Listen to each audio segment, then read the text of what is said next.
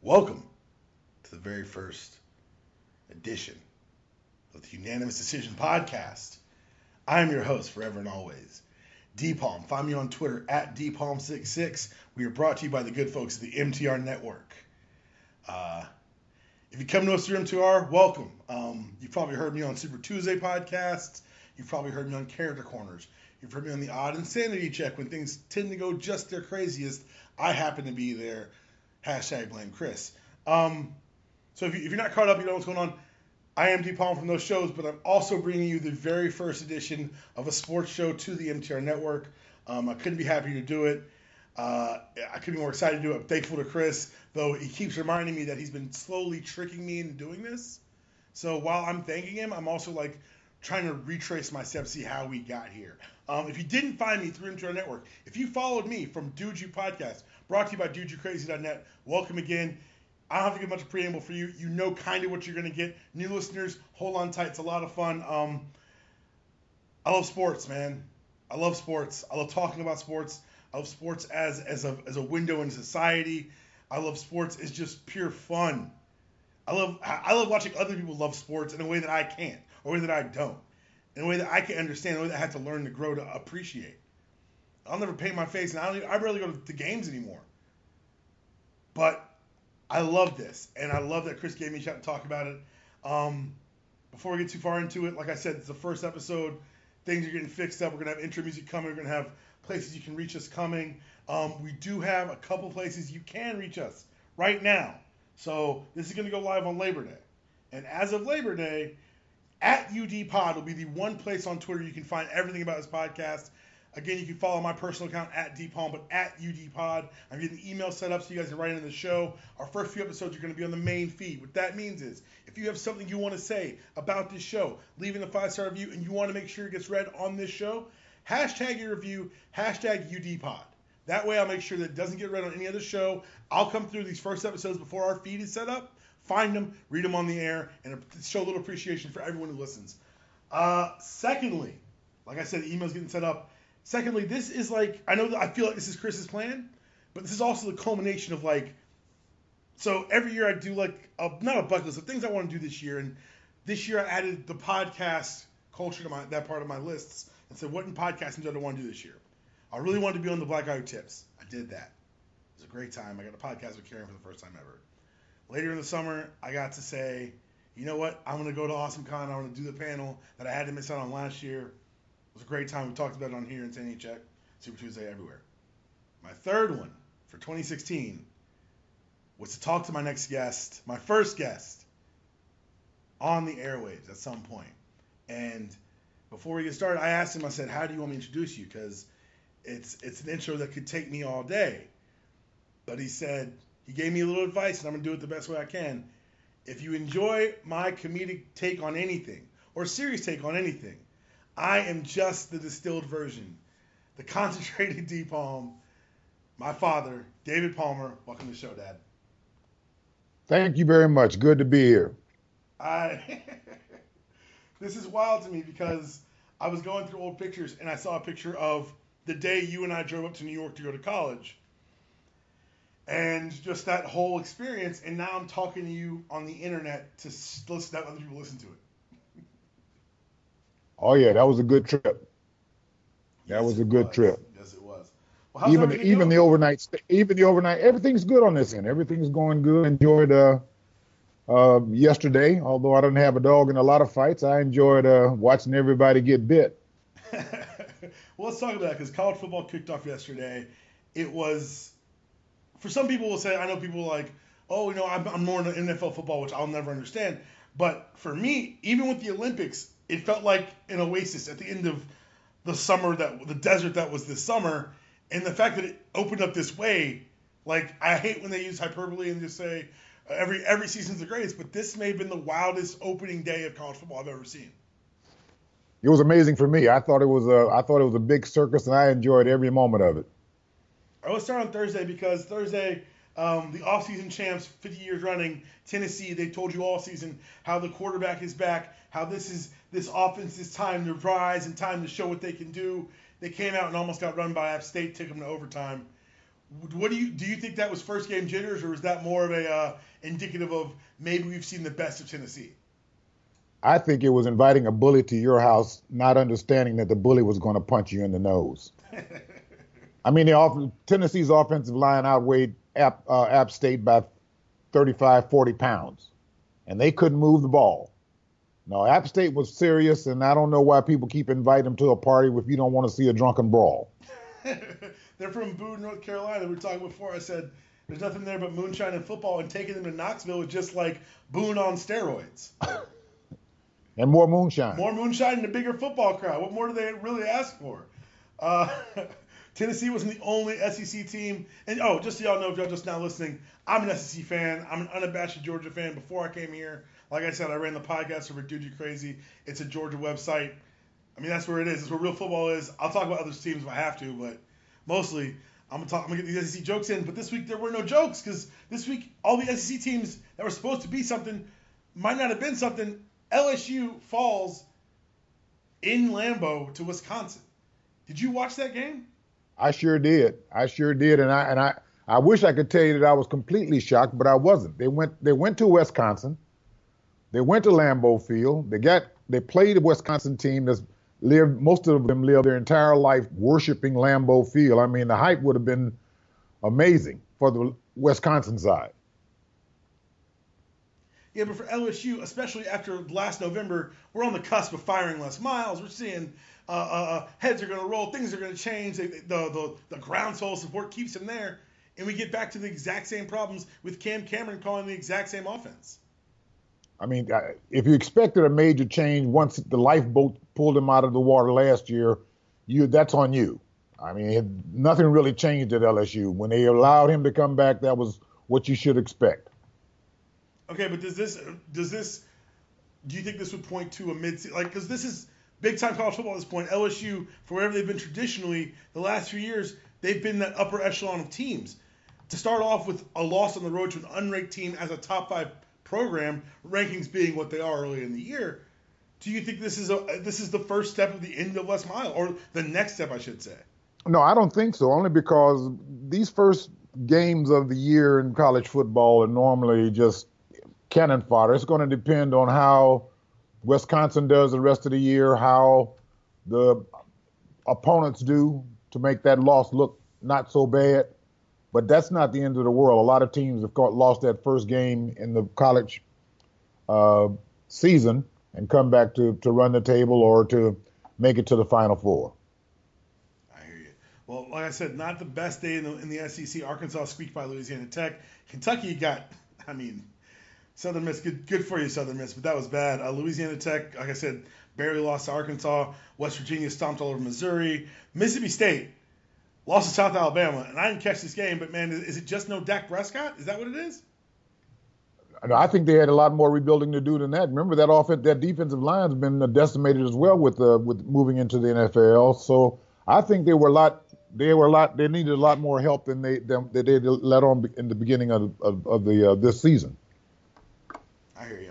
When we talk about SEC teams, and let's look at the East a little bit for a second. Florida, did what they did against UMass. They looked bad until the fourth. They pulled away. That's what you're supposed to do as a better, deeper program. The rest of the East, though, like we said, Tennessee we've already spoken about. South Carolina and Vanderbilt, that was basically a rock fight on Thursday. And then, I got to say, it doesn't hurt me at all to say it. Is it Georgia's East to lose? I think Georgia's in better shape than the prognosticators give them at the beginning of this season. I think there's work to do. I'd like to see some more special teams performance. That special teams coach may still need to be looked at, but I think Georgia's got a better base for the East than a lot of people gave them credit for before the season started. I think a lot of the reason the trepidation on picking Georgia, and it was even on me, like I'm on someone's podcast saying I wasn't sure about the Georgia team because first time head coach, it's the East, it's the SEC, but you also didn't know just how good Nick Chubb would look. And he looked fantastic. He answered that question resoundingly on Saturday. 32 carries, 222 yards, 2 touchdowns, and a big one at the end of the game to solve the whole thing. We watched his knee explode last time he was on the football field. Right. How as informed fans, as people who know the economics of the NCAA, of college football, how do we watch? Like, I'm struggling watching it. Like, of course I'm cheering because he's a Georgia player, but I'm reminded of Todd Gurley. Like, he shouldn't have had to go to the draft with a torn ACL. Right. But now remember, Georgia is running back you. I mean, the freshman. That's not what's going to be my point. Now, you mess around there and just forget for a second that Chubb had a great day, but that freshman stepped up.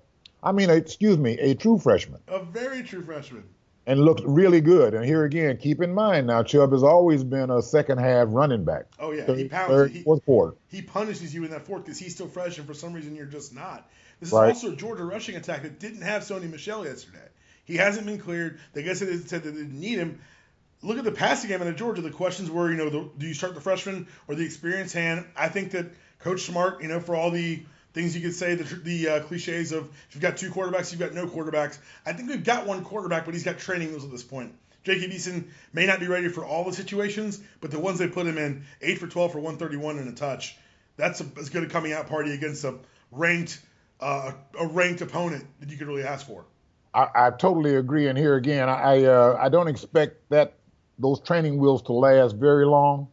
And I'm kind of glad to see how both quarterbacks have bought into what Smart's trying to do at this point. Right, and you watch Lambert, and people I think it is Eason's team. Go ahead. No. I watch Eason in the positions they put him in were right positions. He can flat throw the football. But when it got down to critical situations and when you had to do some more thinking and you had to look a little deeper, they went back with the tried and true senior, and I think Lambert was the way to go. Like in the last 4 minutes of the game. Yeah, control the clock. Right. Make other decisions at the line of scrimmage that had to be made. But I think it's just a matter of time for Eason because that is a big, strong arm, and I think he's got some good savvy about playing that position. I think it's a real good reminder of Matt Stafford when he was here. He started early, and even through the growing pains, there's one thing you could never take away from the kid. It was just straight up arm talent. Right. And that's what Eason's got. And I think the best way to train this kid, you got the training wheels on, let Grayson handle some of the more complicated scenarios, but Nick Chubb in that running game is a great way to ease someone into it. And I'll tell you one more thing. I like what Kirby brought on defense. I like it a lot. That attitude is something else. They're looking for the football all the time. They're hitting people. You and I are big fans of physical defense, and that's what we got. Oh, definitely. We definitely have that now. The other thing that I normally don't give people a lot of credit for, that offensive line looked pretty dadgum good in spots yesterday too. All right, so and that's one of those things you got to build on, as you know. You got to build on an offensive line. They got to think. They got to react together. But I think they've got some people on that offensive line that are doing a dadgum good anchoring job. I think it's interesting that they don't have a set five yet because they're back to I think 3 or 4 years ago when they were platooning guys at the guards. 7-2, the next block he makes on a play action pass will be the first block he makes. Be the first. And now here again, that tackle play on the 72 on that one side, that needs work. But I'm saying when you put the right kind of run game together, you're not going to be able to blitz like that against Georgia. No, that's 100% true. And I think it's a step in the right direction. I think everything's going the right way. Go Dogs.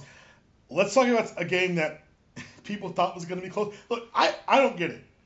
I've been telling y'all for years what Bama was. And all of a sudden, all offseason, I don't know, this USC game's going to be a lot closer than you think it is. I'm like, well, I think Bama's going to win by 50. So how much closer do you think it's going to be? And I actually saw talking heads saying that USC had a chance to send a message. What message do you think got sent? That Bama's on top as usual. Don't start none, won't be none. That was the message right. I received from Bama. You don't poke the bear. And here again, let's be real sure that the bear in college football is the University of Alabama. It's one of those things that every year that they lose a host of NFL talent. And then all of a sudden, if they don't rebuild, someone said they reload. And that's exactly what they do. They bring in the best players across the country. They say, this is what you're going to do. And they say, well, Coach, what about it? Says, you're going to do what I tell you, and I'm going to make you a millionaire. And that's what they do. They crank it out. And I was talking to my friends who's a USC fan, not who you're thinking of, but someone else. And I said, He said, well, what's happening now? I said, this is the part that sets Bama apart. Because when you're bleeding from all these places, you don't know where to stop it. That's when the suffocation begins. Yeah. And your offense looks like they've never taken a snap together. Yeah. And here again, when a young man goes to Alabama to play football, he understands a couple of things off the bat. You won't see prime playing time till you're a junior or senior, if then. And when you see it, you're going to be ready. You will be completely ready, and you will be able to dominate your position because would have played behind the best for the first 3 years or 4 years you've been here. That's really his biggest magic, is to get these kids who have these egos, who are 5-star recruits, and says, you're going to sit for 3 years. Yeah. You're going to redshirt, then you're going to sit 2 more, and then I'm going to unleash you, and you're going to be a first-round draft pick. That's why I was surprised when they tightened up on the defensive safety going to Georgia. And I'm going, come on, you had him 5 years, he graduated. But anyway, it all worked out. But here, I think that's the Alabama way. And the selling job is to sell those kids on sitting on that bench or playing behind somebody for 3 years. That's the selling job. And the scary part is when kids, I think they had a true freshman out there running the ball a little bit last night. When they let those kids go early, that's when you know there's something really terrifying about them. Right. Because it's not the normal menu. I mean, right. something has changed when you see Alabama put a true freshman on the field. Something's unique about that freshman. Something's gone horribly, horribly wrong. Yes. And you're all about to pay for it. A game that shouldn't have been close on paper, but I think told us a lot about both teams. Clemson-Auburn. I look at that quarterback situation at Clemson. I didn't see this game being this close. I think what it taught me is that Auburn's defense might be good, but its offense is just putrid. No question about it. And here again, I thought the Clemson offense would function better, but here again, you got to remember, offense is a lot of different things, man. It's not just quote unquote the quarterback.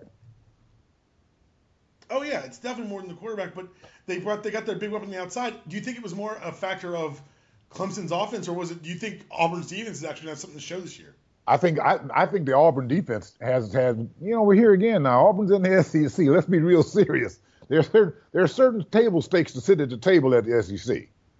Right. That's why I wasn't shocked about the closest in the Vanderbilt game. It's the SEC, and like it or not, the worst teams in the SEC are probably comparable to other conferences. I mean, I've been told they play football elsewhere. I'm just not that aware of it. Bias noted. Speaking of blatant SEC homerism, any shot Ole Miss takes out FSU tonight, or tomorrow night, I should say? I don't think so. I think FSU has too much depth in the skill positions. Right. That would be my. But here again, it's the first game of the season. I didn't bet on any of them. All right. So I said, no. This is the wedding night for all these folks. Ain't no telling what might happen.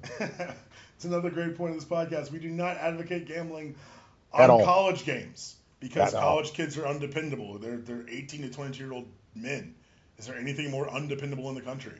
No. I think not. So Trust don't lose me, your money betting on college kids. I respect the NFL because they respect my dollar. College football is weird. We've got Texas and Notre Dame, where I honestly think that we could get another one of those big time upsets. And it's also very strange because strange bouts of activism pop in and out of college football. You may have seen, we're going to talk about this in a second, but I don't know if you've heard about Colin Kaepernick's decision in regards to the Star Spangled Banner, and you didn't see many college coaches, except for one, Mr. Harbaugh in Ann Arbor, come out hard against it because they know the kids that are recruiting are all for it. And even Harbaugh in his aggrieved statements, he walked him back almost immediately. But here's something I think we can all agree is the best idea. Penn State announced this past Thursday that it will formally honor former head coach Joe Paterno during the team's games September 17th against Temple to commemorate his 50th anniversary first game as head coach. Yuck. Penn State athletic director Sandy Barber declined to comment, as did current Nittany Lions coach James Franklin, who was not asked about the decision on his weekly radio show Thursday night. So you and I are both very aware of the not so great size of college football. Another time for another podcast. Is this the lowest? I don't. This is something I was like, they'll never. They took the statue down. I was like, okay, so we've decided that it's over there, right? And apparently not. And that's almost frightening. I mean, I equate with they buried the announcement on page 57 of a book, a promotional book. It's almost like there are no Nazi flags allowed legally in Germany. That's against the law. And at some point, the the dirt deeds that you've done will outweigh the good. And that's just the way it is. People will always remember the negative. And the negative is so atrocious, so deep and dark that there would be no way that you could do this in normal society. Or excuse me, in my opinion. Right. And even if you go to the ESPN, the read on it, it's the first line. It says, formerly honor former head coach Joe Paterno, comma, who was fired in 2011 amid the Jerry Sandusky child sex abuse scandal, comma, during the team's first game. And you read that and you read it that way and you realize that you're 100% right. No matter how much the Penn State truthers or the insular state college folk want to look inside and say, oh, this was just a thing that happened. It doesn't tarnish his legacy. It's the first line now. You can't mention the man's name without mentioning how it ended. No, it's almost and you like shouldn't. No, you shouldn't. No, you shouldn't. Do you think this goes off? Do you think this actually occurs? We sit here recording on the 4th. We're talking 2 weeks from now. It's because it's gonna, like you said, they tried to bury it. It's going to become more public knowledge. Do you think that the public will allow this to happen? I think so. Okay. Only because of the economics and I'm not sure everybody at Penn State wanted Paterno out. Oh, you know, that base of money people carries a lot of clout in almost all the big football programs. Hey, Dad, say something about Paterno on Twitter and watch what happens. It's defeating for but here again, the people that are promoting Paterno aren't massive Twitter users. True. So therefore, I'm saying the money people had to agree to this. And let's not ever forget now, when you get right down to it, college sports, especially football, is a modern day indentured servant environment.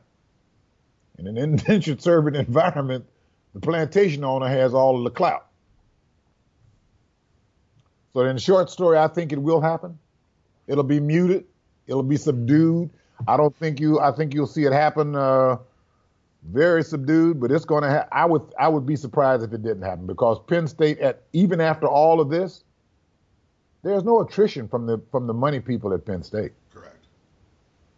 So, hey man, it is what it is. That is the truest thing. Speaking on the opposite side of the coin, something that should make people outraged versus something that probably shouldn't, we get to Colin Kaepernick. And when we discuss Colin Kaepernick, we're going to, I guess, talk about the story. If you haven't heard about it, well, welcome from your coma. We've got touchscreens now. It's crazy. And also, Colin Kaepernick raised outrage last week when he refused to stand for the national anthem. He said that he then said in his comments after the game that he was protesting state-sanctioned murder in the streets of black people, and said that, he wouldn't stand for the flag until it was something to be proud of, until he felt like significant change had been made. That he'd been not standing for the 2 prior weeks. Why they cared now, I don't know. But we've watched this unfold. That, and would you say it unfolded predictably? Basically, and he did say black and brown people. Yes. I'm not shocked nor surprised. If you follow, and I've been following Kaepernick for another reason for several years since he came into the league on his Twitter and Instagram sites. He's been vocal about his opposition to the types of brutalities we've seen in the black communities or with black people in the police department for some time. This is not a new position for him. And I think when you look into his background, I mean, he was adopted by two white parents who went out of their way to make sure he was raised understanding that he was African American, even to the point of taking him to black barbershops to get the latest hairstyles. So predictable to some degree, still surprised, yes, because of the situation that he's in. He's coming back after being off the field for 2 or 3 years, been through 3 surgeries, becoming a vegan, losing weight, people not sure what's going to happen.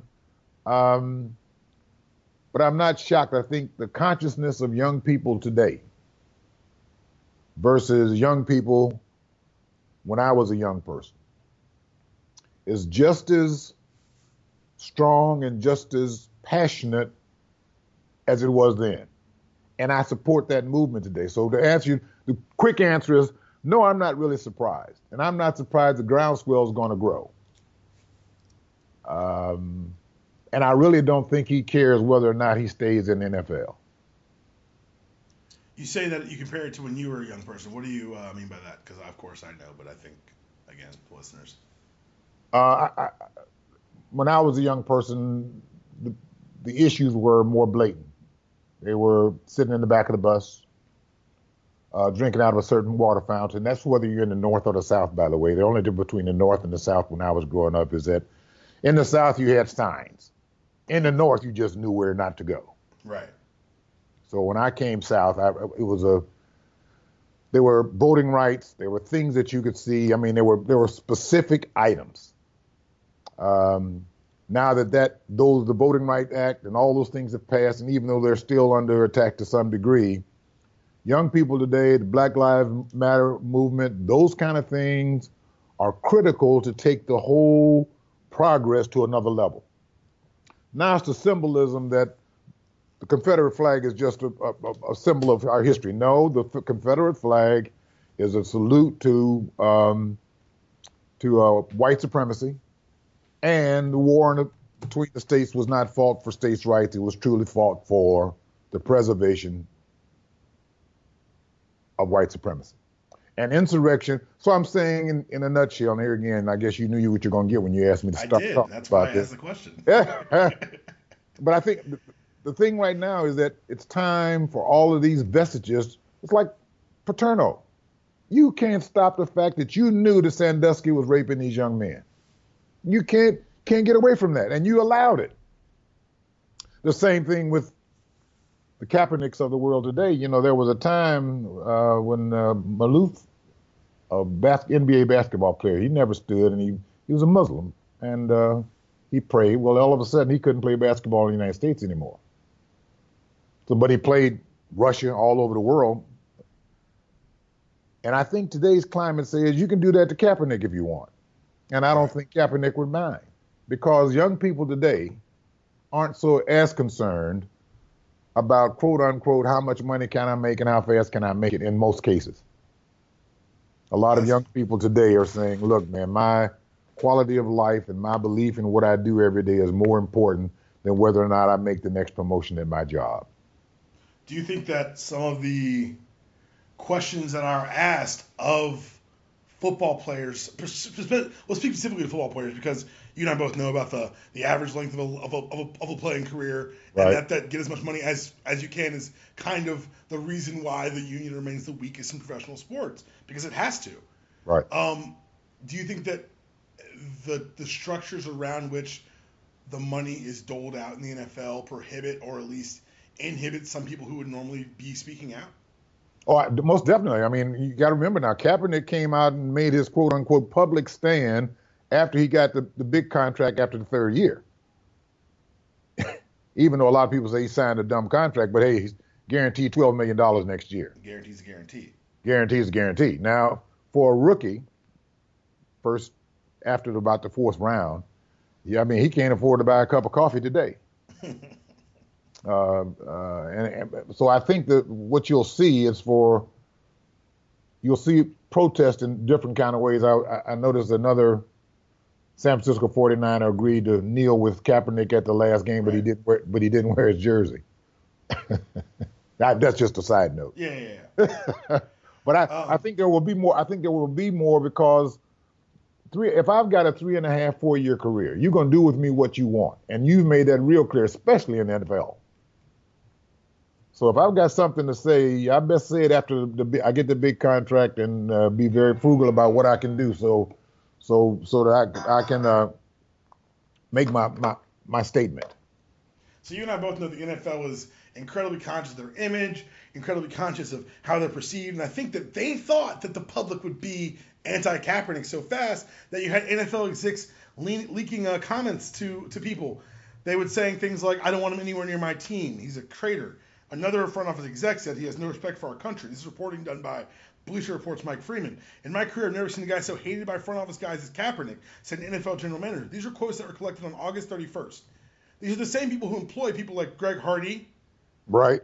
Like the kicker in New York. Right? Like it's the hypocrisy is stunning. Unless you're like semi-versed in the NFL, then it's just kind of par for the course.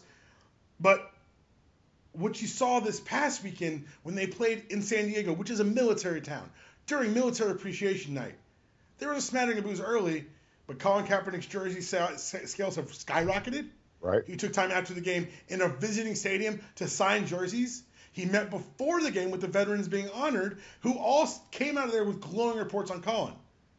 Part of that, of course, is fighting back some of the idiotic takes on his original actions.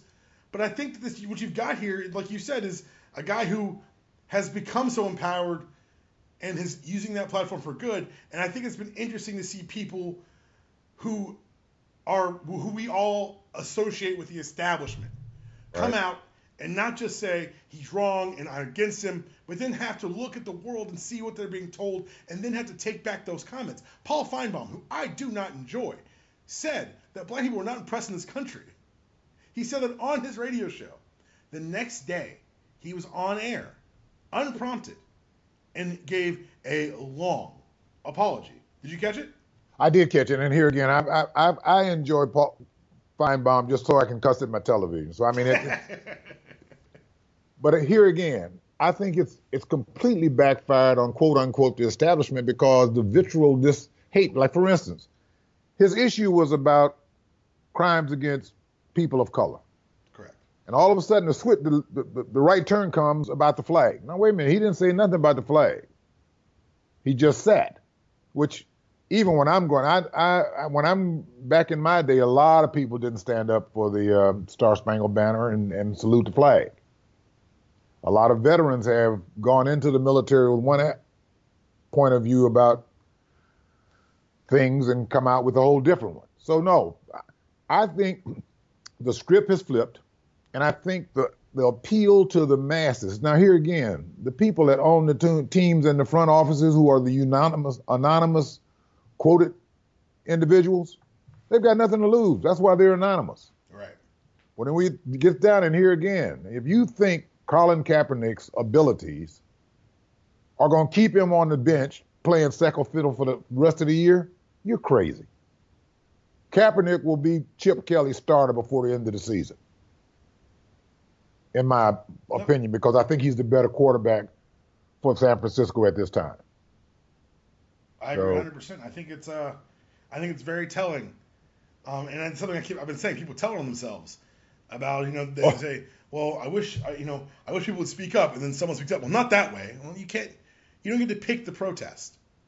Well, I was thinking as this Kaepernick thing started to unfold about my first protest, and I was never in my college years. I was discouraged from participating in nonviolent protests because my attitude at the time was not beneficial to the overall program.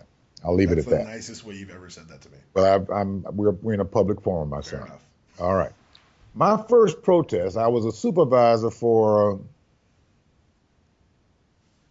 the telephone company. I'll just say it like that.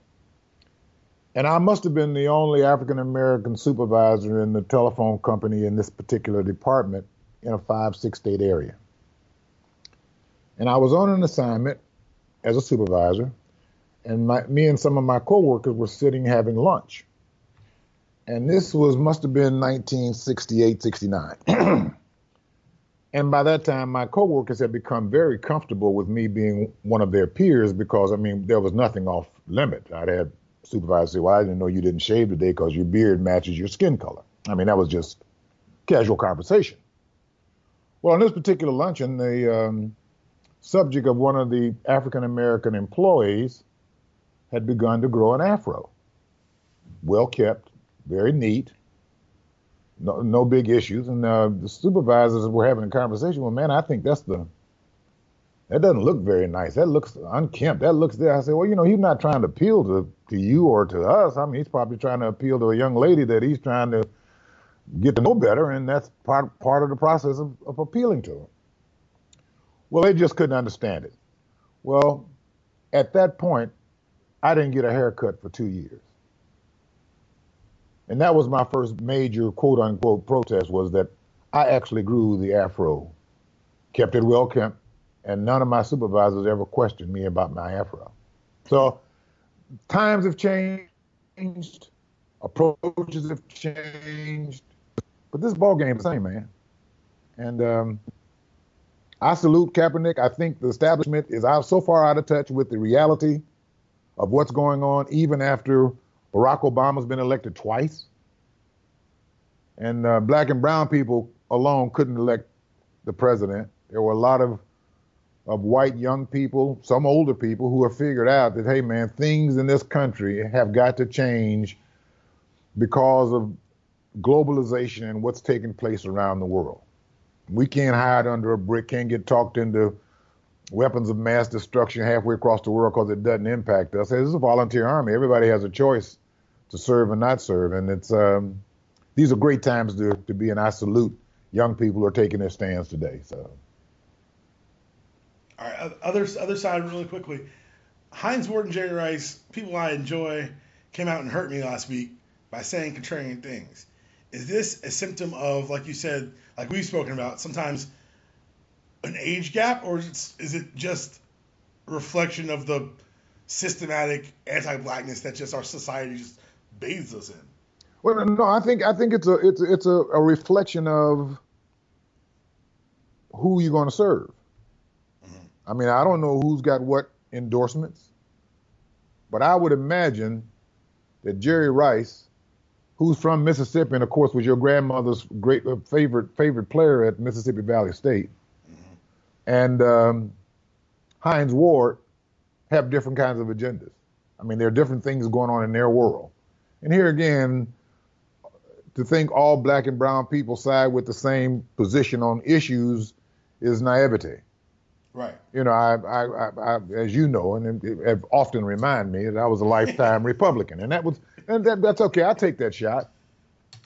But at the same time, I just think I didn't put as much stake in the Jerry Rice and the Hines Ward because I don't expect black and brown people to all lockstep get in line and follow the status quo. And no, neither do I. I see what you're saying, but also I didn't see what they gained from it, man. It felt like you could have said nothing. Maybe I didn't have that choice. Yeah. Michael Jordan just spoke up after how many years, and he's been an owner for 5 years, but his actions have done other things. Right. So maybe it's not on the same scale, but maybe somebody says, well, look, Jerry, you may not get another chance at dancing with the stars if we as a sponsor can't get you to say, at least come out and tell us what you really think.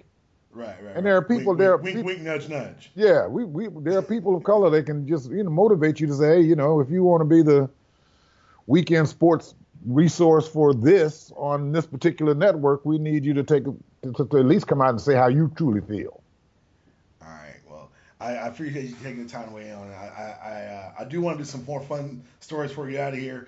There's a source today after Bama did what they did to USC last night, says that the ex-coach recovering fill in the blank here because they never actually told us. Steve Sarkisian is to meet with Bama officials, see if he can reunite with his old coaching buddy Lane Kiffin and be an advisor for the rest of the season.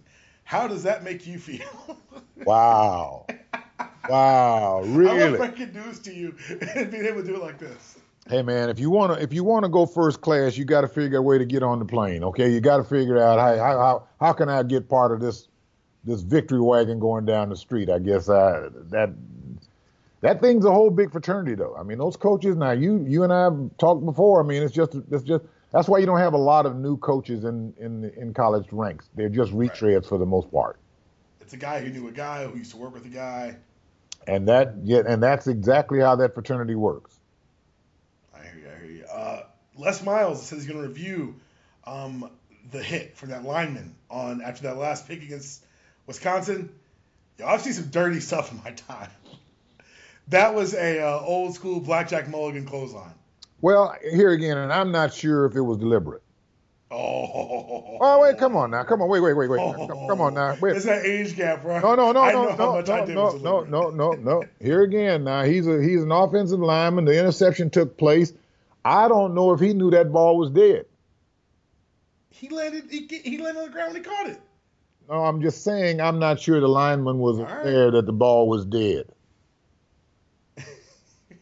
Come on now. That's my dad. I've got this young man in my system for 4 years. Redshirt year and 3. Welcome to the very first edition of the Unanimous Decision podcast. I am your host forever and always, DPalm. Find me on Twitter at DPalm66. We are brought to you by the good folks at the MTR Network. If you come to us through MTR, welcome. You've probably heard me on Super Tuesday podcasts. You've probably heard me on Character Corners. You've heard me on the Odd Insanity Check when things tend to go just their craziest. I happen to be there. Hashtag blame Chris. So if you're not caught up, you know what's going on. I am DPalm from those shows, but I'm also bringing you the very first edition of a sports show to the MTR Network. I couldn't be happier to do it. I couldn't be more excited to do it. I'm thankful to Chris, though he keeps reminding me that he's been slowly tricking me into doing this. So while I'm thanking him, I'm also trying to retrace my steps, see how we got here. If you didn't find me through MTR Network, if you followed me from Dude You Podcast, brought to you by DudeYouCrazy.net, welcome again. I don't have to give much of a preamble for you. You know kind of what you're going to get. New listeners, hold on tight. It's a lot of fun. I love sports, man. I love sports. I love talking about sports. I love sports as a window into society. I love sports as just pure fun. I love watching other people love sports in a way that I can't, or a way that I don't, in a way that I can understand, in a way that I have to learn to grow to appreciate. I'll never paint my face, and I barely go to games anymore. But I love this, and I love that Chris gave me a shot to talk about it. Before we get too far into it, like I said, it's the first episode. Things are getting fixed up. We're going to have intro music coming. We're going to have places you can reach us coming. We do have a couple places you can reach us right now. So this is going to go live. Welcome to the very first edition of the Unanimous Decision podcast. I am your host forever and always, DPalm. Find me on Twitter at DPalm66. We are brought to you by the good folks at the MTR Network. If you come to us through MTR, welcome. You've probably heard me on Super Tuesday podcasts. You've probably heard me on Character Corners. You've heard me on the Odd Insanity Check when things tend to go just their craziest. I happen to be there. Hashtag blame Chris. So if you're not caught up, you know what's going on. I am DPalm from those shows, but I'm also bringing you the very first edition of a sports show to the MTR Network. I couldn't be happier to do it. I couldn't be more excited to do it. I'm thankful to Chris, though he keeps reminding me that he's been slowly tricking me into doing this. So while I'm thanking him, I'm also trying to retrace my steps, see how we got here. If you didn't find me through MTR Network, if you followed me from Dude You Podcast, brought to you by DudeYouCrazy.net, welcome again. I don't have to give much. Welcome to the very first edition. Welcome to the very first edition of the Unanimous Decision podcast. I am your host forever and always, DPalm. Find me on Twitter at DPalm66. We are brought to you by the good folks at the MTR Network. If you come to us through MTR, welcome. You've probably heard me on Super Tuesday podcasts. You've probably heard me on Character Corners. You've heard me on the Odd Insanity Check when things tend to go just their craziest. I happen to be there. Hashtag blame Chris. So if you're not caught up, you know what's going on. I am DPalm from those shows, but I'm also bringing you the very first edition of a sports show to the MTR Network. I couldn't be happier to do it. I couldn't be more excited to do it. I'm thankful to Chris, though he keeps reminding me that he's been slowly tricking me into doing this. So while I'm thanking him, I'm also trying to retrace my steps, see how we got here. If you didn't find me through MTR Network, if you followed me from Dude You Podcast,